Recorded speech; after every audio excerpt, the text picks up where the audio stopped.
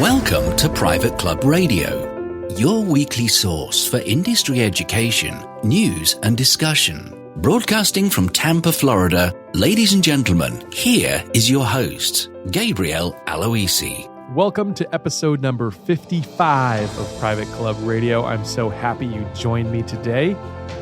I have a couple of extraordinary guests on. We're going to have Joe Krenn, who is the club manager and the Chief Operating Officer at Farmington Country Club. I saw Joe at the Professional Club Marketing Association's National Conference. He was one of the speakers there, and he really caught my attention, so I wanted to have him on today's show. We're going to talk about community engagement, doing charitable contributions from your club. We're going to talk about the general manager, how that role is changing in terms of the innovation that's taking place, and the importance of the assistant general manager. Joe's going to get into that. And lastly, we'll cover club facilities of the future and what Joe thinks is coming down the road. It's a really engaging discussion that we had, so be sure to stick around for that one. But up next, we have Club Perspectives. And now, it's time for Club Perspectives, presented by the National Club Association. Well, thanks for joining us on another episode of Club Perspectives presented by the National Club Association. Today, I'm joined by Malcolm McCall of the Westmore Club in Nantucket. Malcolm, how are you today? Gabe, I'm wonderful, and I've enjoyed talking to you in the past, and it's always a pleasure, so I'm delighted to talk to you this morning. That's right. You were on our Westmore Club profile back in the summer of 2016, so thanks for being on the show again today. Absolutely. The first question I want to ask you, Malcolm, why are you a member of a private club? What do you get out of it? Gabe, we have found over the last many years that being part of a private club is a family experience and a wonderful family experience. It's an opportunity for children to grow through the ranks of a private club. Learn the various activities, whether it's tennis, golf, swimming, and it's also a great social environment to expand your network of friends. Many of my wife's and mine best friends have been people that we've met at a private club, and not only do we get to know the parents, but we get to know the children, and there's great social interaction between children and parents. And not to mention the fact that a private club to us offers a great venue for, as I said before, for sports activities and being able to get in and play socially in certain events and competitively in certain events. And it's a wonderful environment. I love that you say competition there, because I think that's so ingrained in human nature. I think that's one of the big draws to a club for a lot of people is that innate sense to compete. And you can compete in your 20s. I first started competing in golf events in my 20s, and here I am in my 60s, and I'm still competing.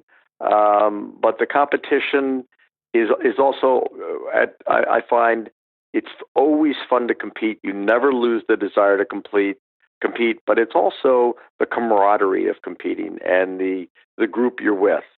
So at the end of the day, sure, winning is fun, but really what's fun is the camaraderie and the fun you have and the people you're with, and those are the memories you take away. Yeah, that's a great answer, Malcolm. What led you to take on a leadership role at your club, at the Westmore Club? Gabe, I'm a person that commits myself to things, and I was asked by the founder of the Westmore Club to go on the board and ultimately to become the head of the board. And I felt an obligation to get to know the club, get to know the inner workings of the club, and get to know the balance of the club. The Westmore Club is a developer-owned club, so it's owned by the principals. And as I said to the president of the club, my role as head of the board, I serve two functions. I have to make sure that I help facilitate and execute those goals, whether they're short-term or long-term, that the principals want to achieve for their club. Simultaneously, I have to make sure that I'm adequately representing the membership. I feel I have a fiduciary responsibility to the membership to make sure that the membership is well represented and none of the actions of the principals, i.e. the owners, none of their actions would ever disadvantage the membership. So as I described to both parties involved, the membership and the principals, I feel as though I'm sort of doing a foxtrot on a very narrow balance beam, where I respect and represent the owners, but at the same time making sure that none of the decisions they make in any way are to their advantage and disadvantage the membership. And that's been a great exercise, and that's been earned through trust in working for a number of years with the owners, where I believe they trust me and I trust them, and decisions are always made with the thought that what is best for the membership? Are we providing the best services and the best amenities at without in any way hindering our fiscal responsibility to the club and to the membership? So let's offer the best services and the best amenities and maintain a very strong fiscal policy. I bet that's a difficult balance at times, but that's such an important role. And I think that probably has served you well in terms of now you've joined the board of the National Club Association. What made you decide to take that leap, Malcolm? I was asked to do it. I did not know a great deal about the National Club Association other than the Westmore Club was a member. And as I talked to other board members, I realized that joining the board of the National Club Association would allow me to, Gabe, to further my education about private clubs. I sort of looked back and thought, well, I've been a member of a private club. I graduated a bit and became a board member, graduated a little further and became the president of the board. And there was still so much more to learn about how private clubs function and the balance between services and amenities and fiscal responsibility. And to me, the National Club Association, if I can use this expression, is simply a remarkable clearinghouse for information and education. It's an advocacy group. It follows trends in Washington. I actually have a question today about governance. And I want to call the NCA and say, hey, in your vast library of information from everything from governance to boards to communication, can you please advise me on some issues with respect to governance? So for me, it's really been a progression from being a member of a club to joining the board of a club, head of the board, and then taking it a step further, a significant step further, which is participating on the board of the NCA to further my education about private clubs and understanding really I would say really the critical components that help private clubs operate and function in the best possible manner they can, from the services they offer, cost analysis of those services, to governance, every organization, whether it's a private club or a hospital or a business, needs to have proper governance. And I want to be very careful to state, and this has been my approach with the Westmore, governance to me does not mean that a board or a finance committee is there to govern. Rather, a board and a finance committee and other committees are there to ensure that governance exists. And that is a tremendous help to the general manager of a club, i.e. the CEO of the club, for proper reporting purposes. So being on the board of the NCA has just broadened my education, broadened my understanding, and gave, very importantly, the opportunity to sit on a board with a number of club managers and an equal proportion of club managers and individuals such as myself who are not involved on a day-to-day basis of the running of the club, but providing the sort of fiduciary oversight for the membership of the club. Yep. Well said, Malcolm. And I agree with you. They're such a great resource. I was very impressed. I went to Chicago, their conference, National Club Conference in Chicago last year, and I was so impressed at the different types of education that were going on. They talked about political issues and board governance, benchmarking, legal issues. It was really a wealth of knowledge, marketing and branding. They really covered the gamut at their conference, and their next conference has been announced. It's going to be May 22nd through the 24th in New York City. Malcolm, will we see you there? You will see me there, and I'm looking forward to it. I agree with you. Last year, the Chicago conference was my first.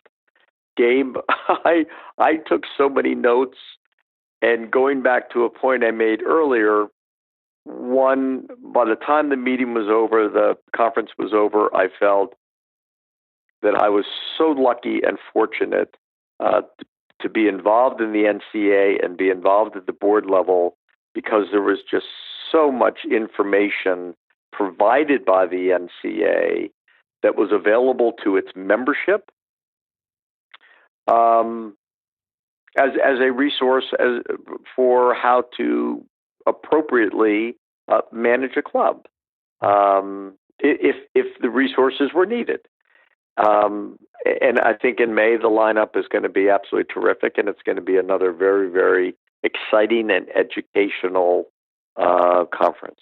Well, thank you so much for joining me today. It was wonderful to have you on Club Perspectives. Gabe, thank you very much. This is always a great treat to talk to you and to talk about the private club industry. Thank you very much. We'll see you in New York. And if you haven't explored membership with the National Club Association, I recommend you check them out at nationalclub.org. What a great resource they are.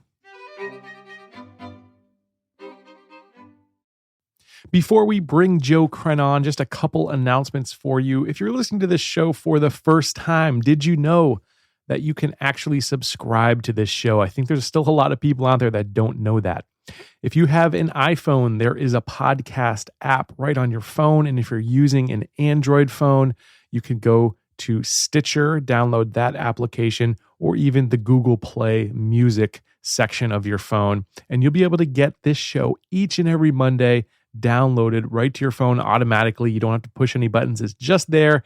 You can listen to it and have some fun with us each and every Monday. Hey, are you going to the Club Managers Association of America's World Conference and Expo? I will be there. I have a booth. It's booth number 1106. I will be there with Club Mark partners. Come over, say hi. I would love to meet you and get to know a little bit about you.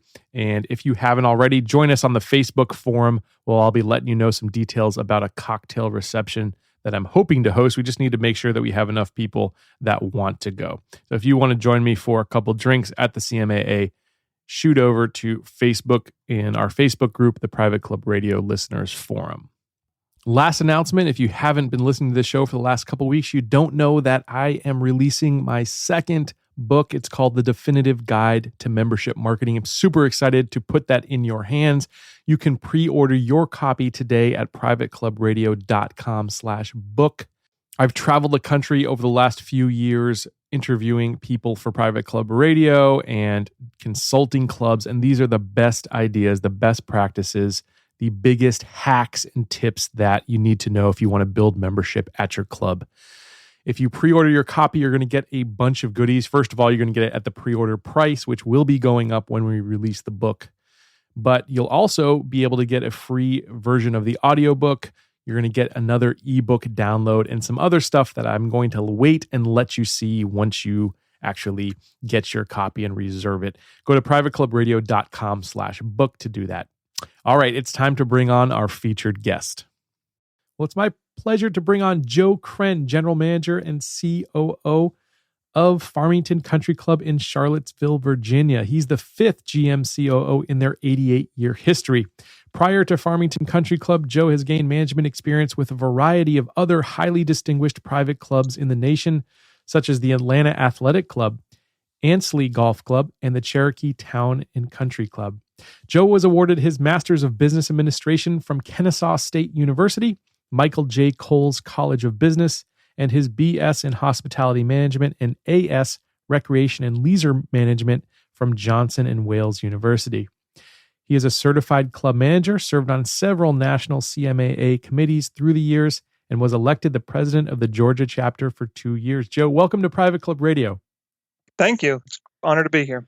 Yeah, I saw you at the Professional Club Marketing Association's National Conference, and that was a really wonderful presentation that you gave to the folks there.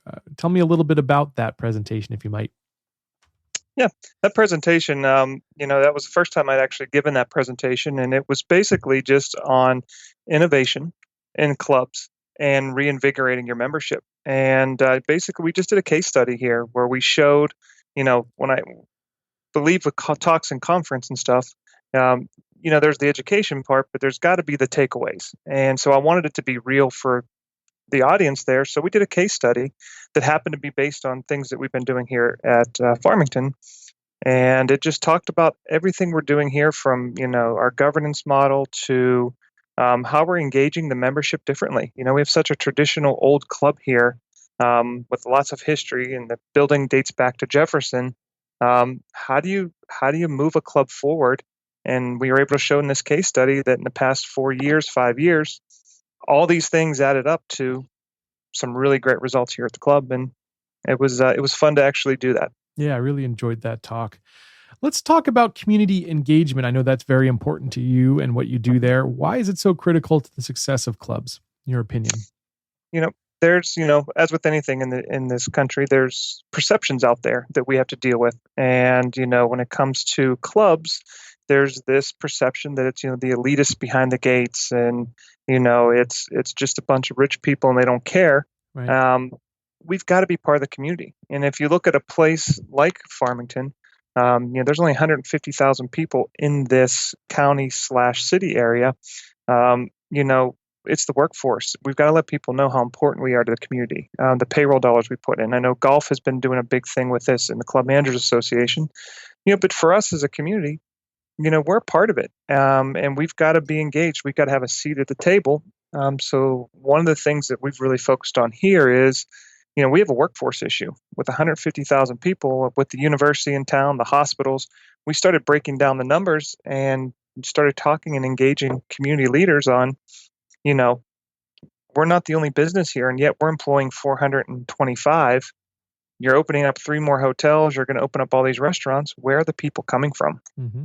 So it's really helped us create some really great dialogue and actually be part of the solution, which again starts changing those perceptions of who we are. We're not just the recreation elitists behind the gates that don't care about anybody. We're actually out there working to make this a better community, which in turn, really starts to change the attitudes about who we are. And everything you're reading about millennials, if you want to get into those discussions, they're looking for something that makes a difference. And I think in order to attract people to clubs, we've got to take steps to change that perception. Oh, that's absolutely 100% right. And Joe, what type of things would people be doing to start? What would you recommend that clubs start to do to get involved in their own community? You could start on the small level where, things like, have your members, whether it's the Ladies Golf Association or the Ladies Tennis or the Men's Golf Seniors. We do things like during the holidays, we go out there and we ring the bells for the Salvation Army. And we have a competition amongst ourselves and the staff has a couple days that they ring and who's raised the most money. And again, it's that awareness. It's getting having staff work volunteer days out there with the Boys and Girls Club. It's those kind of things. Or it's reaching out to your local leaders in the community and seeing where your mission fits in with theirs. One of the things that we partake in Charlottesville, they have a GO program, Go Clean, Go Drive, and it basically teaches people how to gain the basic skills to get jobs. Well, we've partnered with them. Actually, they asked us to partner with them to do their Go Clean project, where basically they're teaching janitorial services. So they'll come to our club, and we talk about careers and what you can do. We help them do their interview skills, and just really, again, being part of the solution. Sure. Now, have you seen morale be lifted amongst the members and the staff, for that matter, when you're getting out there and doing some of these community projects? Absolutely. The big challenge is, as you know, with clubs, a lot of your members are on boards, and so why are you helping that association and not mine? So it's making sure we are spreading the love, as I like to say, and really reaching out, not just to the children, not just to the low income, just finding ways where we can help use our expertise and our passions to fit in with there. So there's definitely a morale issue, and our members are happy. They come to me. It's been amazing, especially like Boys and Girls Club. They've come to me and said, we just got out of a Boys and Girls Club meeting, and they were talking about, your team and what they did with the boys and girls recently. I was never more proud. So I think it's helping change the attitude of also our members, knowing it's not just a club. We're part of the community. So it's exciting for us to see that take place. Yeah, definitely. Now, speaking of change, the club manager's role is changing. What innovations are you seeing, Joe? I always like to say club managers are like mayors of small town. You got your city council that enacts the laws. Whether you agree with it or not, you're the face of it. Everybody has their dues, which are their taxes, and everybody wants a clean street. Everybody wants a good school, but a lot of people want different things from their community. And I think that as the mayor of a small town, club managers have to just stop focusing on not only just food and beverage, golf, and the business aspect of the club. It's things that we're talking about now. It's what do we look like as the community? Where are we leading our workforce planning? What are we doing to engage future members, and what are they looking for at the club? So really, we are, in my opinion, not just a club. We are a lifestyle, and we're selling lifestyle. And the more we can find ways to engage our club into our members' lifestyle, before you waited for them to come to the door and use our facilities and our services, I think we're trying to find now ways that we can incorporate ourselves into our members' lives. Things we're doing here, like we're doing tutoring, and we have a homework club for the kids, and we're just finding ways to, really be part of a lifestyle, not just a country club. When it comes to programming and some of the new things that you're putting in place, how are you deciding what those lifestyles are, or what the programming would be that your members would want to see? Is it that you're doing some sort of polling or voting, or how are you going about that process? I would say there's a couple pieces to that. One of it is we really, in the board and the committees, really support the staff just trying new things. They want us, as I like to say, swing the bat. And they know if we try something, it doesn't work, we're going to not do it again, or we're going to tweak it and do it better. Another thing we do around here is I do a lot of monthly listening sessions. And I believe I talked about this at the PCMA conference. Doesn't cost much, 1 or 2 a month. I bring in 8 or 10 members, various backgrounds, various engagements for certain areas. And I ask 4 or 5 simple questions. And one of those questions are, if you owned Farmington, what would you do different? Or if you're going somewhere else to eat, why are you going there? And it's in these informal listening sessions we're gathering the information, taking it back to the team and saying, look, here's what the members are saying. Here's what they're looking for. Can we do something like it? A small example, I always use fitness as a big one. There's fads of fitness all over town, from cyclings to yogas to, we will never be able to compete with all of those. But what can we take from that particular class, that particular fad, put the Farmington touch to it, and have our own reminiscent style of that? And the members love it. And they're seeing we're trying new things and we're hearing them. Sometimes we're successful, and sometimes, we have a list of things that we won't do again. Okay, well, give me a few of those on that list. What won't you do again, and what really worked for you last year? The what we won't do again, there's quite a bit of them. It's everything from running different specials in a dining room. My team really wanted to do a pay what you weigh program for kids, trying to get kids in. You definitely don't want to do that again. Okay. What didn't work about that? Well, it's what it constitutes as a kid, and parents are holding their kids, trying to get the better deal. Okay. It just became chaos. Gotcha. Things like that. Fitness. We're trying to do fitness outside the fitness walls, as I like to say it, because we are limited by our building. So hiking clubs, biking clubs. Well, sometimes we try to do some runs around the property, but if you don't coordinate that right, it's interfering with golfers and stuff like that. So, right. Just trying new things, and the things that we will do, we've swung the bat. The one thing that people that's becoming a trend, and I would like to feel that we were the first, and I believe we're the first. Ocean Reef is close. We had the first food truck for private clubs. Nice. We had a construction project going on. We were closing a dining room. And we had to figure out a way to feed the members. And I threw it out to my executive team and my leadership team, said, okay, what are we going to do? And jokingly, one of my managers threw out, well, what if we get a food truck? And everybody kind of laughed around the table. I got about halfway around the table and I went back and I said, well, Brandon, let's talk about this food truck thing. And the more we started looking at it, it started to make sense for us. So we swung the bat on that one. I mean, I'll tell you, I was nervous when we unveiled that 2 years ago, I believe, on 4th of July. Members wrapping their head around a food truck. What was the theme of the truck? They always have like these fun themes to them. Well, the beauty of it here is we can mix it up. So one day it's a taco. One day we do nice. like a hot dog truck. One day we do a grilled cheese truck. And we really just move it around the property. And we use it as an ice cream truck once, making donuts and stuff. So it really gives us the flexibility. It's classy looking trucks. But it's reminiscent and it's nostalgic for our members. So, either I like to say we're either going to be a hero or zero. Might as well be the best at one. We swung the bat on that one and it worked for us. Oh, that's fun. Yeah. Here in Tampa, where I'm from, food truck culture is big. Like I think there's some, San Francisco and LA and those types of places as well. But here in Tampa, it's really big. Our mayor was huge on it. And so they would have these big food truck rallies every couple months. So I think everyone here gets into them. I love that idea, bringing it to a club. And I think at the PCMA conference, actually, Mission Hills did that. Michael Crandall over at Mission Hills did something similar. Their facility was under construction and they were doing some renovations. And were you at that particular evening as well?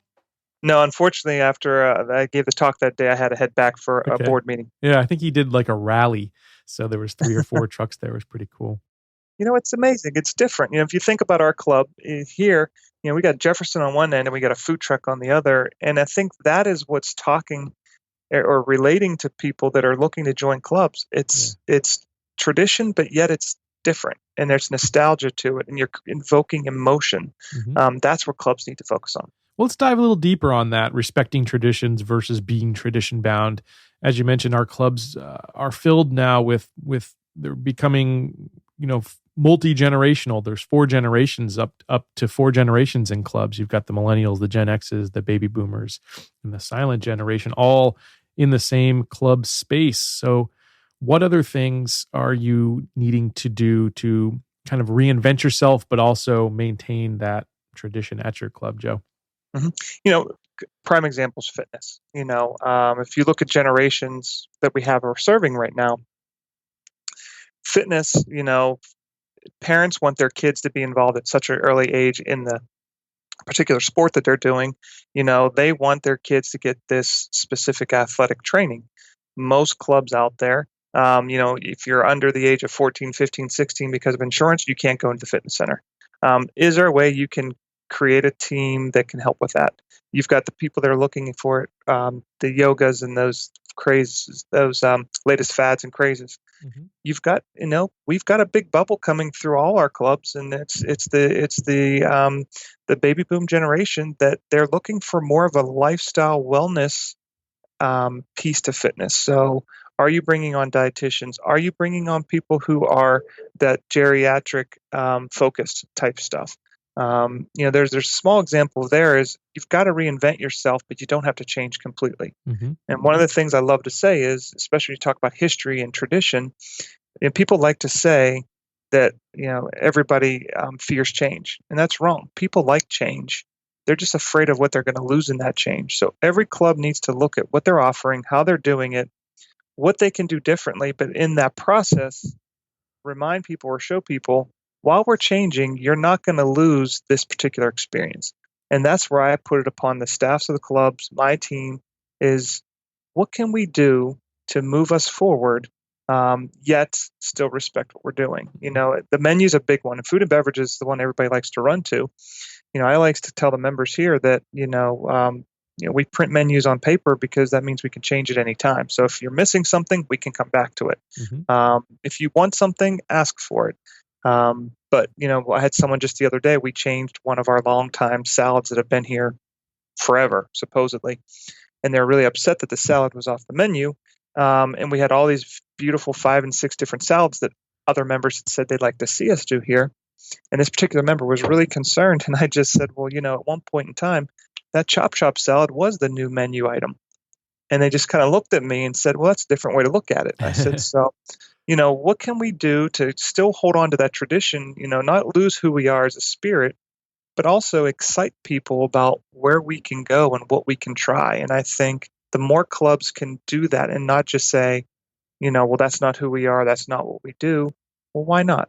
And I think the more you can have those conversations in the committee level and the board level, and more importantly, on your staffing level, everybody starts to feed off yourself with that energy. Yeah, absolutely. Now, from the staff level, you said your ideas are sort of, the group gets together and people talk about it. Tell me about your idea process and how it works. Mm-hmm. Well, we're big believers, and I am too, that, my role as the GM, my CFO's role is we are support staff for our teams. They're the professionals in their areas of the club. So we encourage, we have monthly all manager meetings where I bring in what I call the leadership team. And if you're a supervisor or above, so we have up to 30 or 40 at a time, they come into a meeting and we talk about what's going on at the club, but then we just throw out ideas. We talk about everything from heart-related leadership to how to handle conflict. So we talk about that kind of stuff, and then when we get down to the staffing levels, we ask the questions. So what are we doing different this time? And let the staff know it's okay to fail. It's okay to try things new, and things just start to kind of carry each other.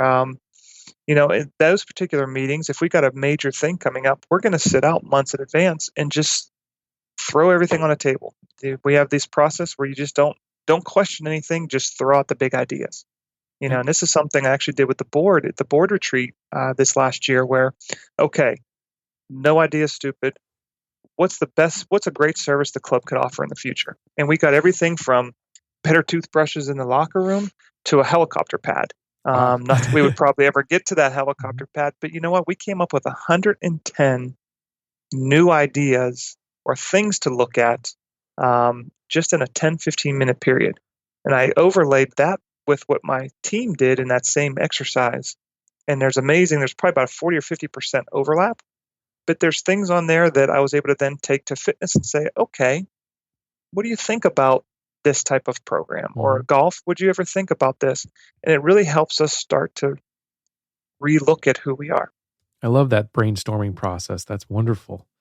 Now, I know, Joe, that it's important to you to really develop your assistant managers. Can you tell us a little bit about that process? Yep, we've got a really great assistant manager program here that we've started probably about 4 years ago that really helps the assistant managers come in. But we ask for a 3 to 4 year commitment, and they'll come in and they'll spend 9 months to a year in certain departments. So they'll go anywhere. We have 40 overnight rooms here, so we have an overnight room component to the club here. So they'll spend time there learning, the basics. How to schedule people, how to handle conflict with room reservations being messed up. And every section they go to, there's building blocks to their next area till they get to their 4th year in their capstone project. And basically, by that 4th year, they've gone through every department at the club. In addition to their regular working hours, they're on mowers with the green superintendent, learning how to do that. They're going into the kitchen and working with the chef and cooking. They're working with housekeeping shift overnight. What does it take to clean the hotel at night?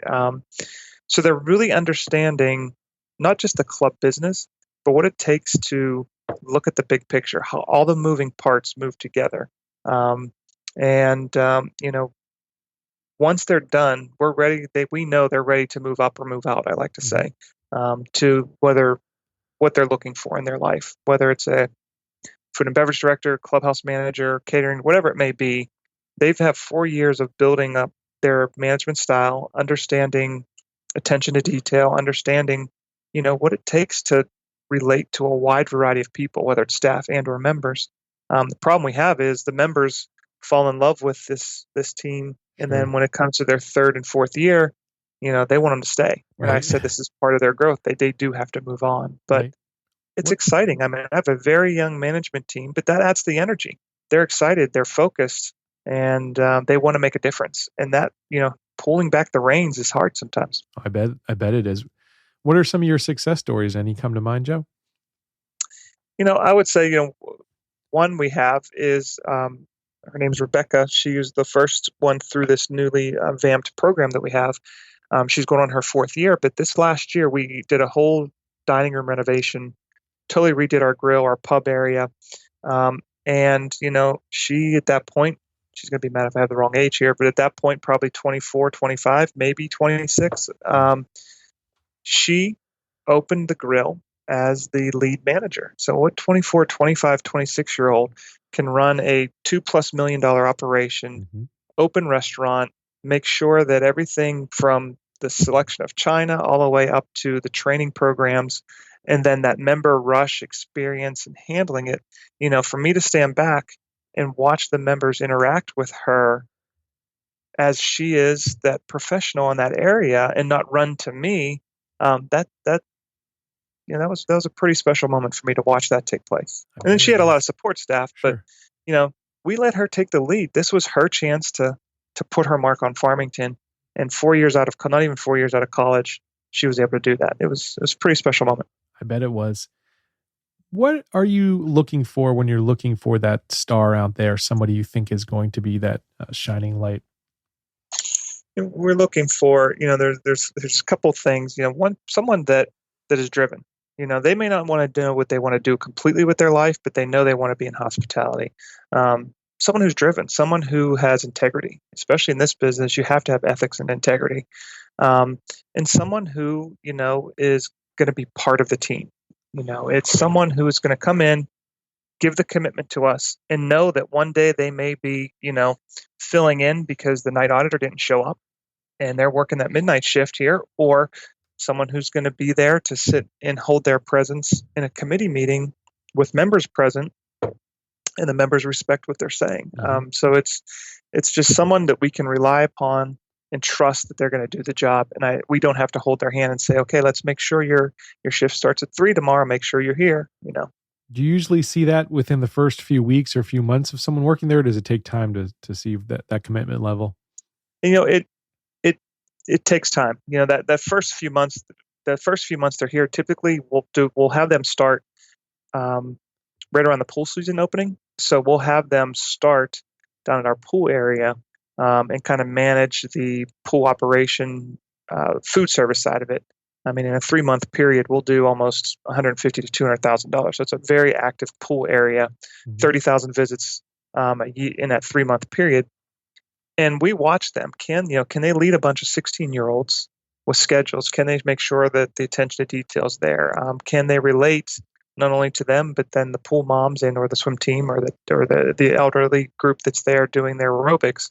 We watch them in that time period to see, do they understand our culture? Do they understand our spirit or what we're trying to achieve here?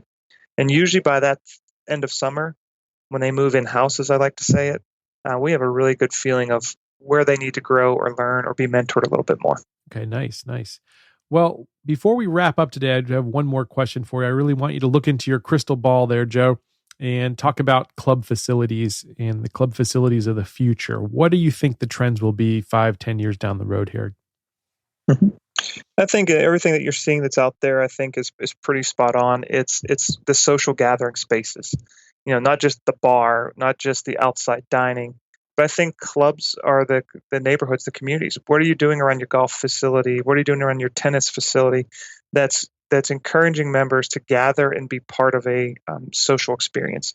That to me is a big part of it. It doesn't have to be big, fancy new buildings, but it's got to be places where members can gather, whether it's a coffee shop, whether it's the gym. That's what they're here to do. That's what they're here to be part of that experience. I think fitness centers you're going to see evolve into more wellness centers, as I touched on earlier. I think golf, one of the things we're doing here, and we have successfully been able to get the membership to see is, golf's not dying, but the time people have for golf is challenged. So your practice facilities in the golf arena, where someone can come swing a club for 45 minutes, hit every different possible shot you can think of, is going to get them engaged into being in and around another group of people. Our golf practice facility is really going to be a big social hub for us. But I also think that clubs are going to have to look at themselves and, when it comes to, their dining venues, it's, what do they need to be? Do you want to be trendy? Do you want to be grab and go? I think multiple dining experiences, again, going back to the social gathering, is where clubs are going to need to go. Mm-hmm. Well, I love that food truck idea. Once again, I think that's great to have that as just an option for people if they do want to grab something and go. All right, well, this is the question I ask all my guests called the bucket list question. If there's one club out there that folks need to see before they die, Joe, what is it for you? I would say, and I mentioned it earlier, Ocean Reef. Ocean Reef, going back to that mayor of a small town concept, if you're really into the management and the culture and the industry of club management, you look at that facility and you look at all the different factions that need to be addressed. But the one thing that's tying them together is being part of that club. So to me, how do you generate the spirit? How do you generate your excitement and your togetherness for a community, plus the facilities and everything else? It's a pretty amazing experience to go and see. Awesome. Well, thank you so much, Joe. If anyone wants to learn a little bit more about you or they want to get in touch, how could they do that? They can easily just send me an email to my email, which is jkrenn@fccva.com. Or if they just look us up, they can give me a call. Perfect. And do you have any upcoming speaking engagements that people should know about? I'm going to be speaking at the Chef to Chef conference coming up in March. All right. Excellent, Joe. Well, thanks so much for being on Private Club Radio. You were a wonderful guest. Thank you for your insights and sharing them with us. Thank you. There you have it, Joe Krenn. I loved that interview, and I loved what he said about getting out there, getting involved in the community. That is huge when it comes to the millennial generation, who they really want a club that is conscious, who's environmentally conscious, who's socially conscious. Is huge. So great words of wisdom from Joe. Hope to see you next week here on Private Club Radio. Until that happens, here's to your membership success. Private Club Radio is brought to you by the Private Club Agency, the premier marketing and consulting firm dedicated to helping clubs increase and retain their membership. Visit privateclubagency.com to learn more.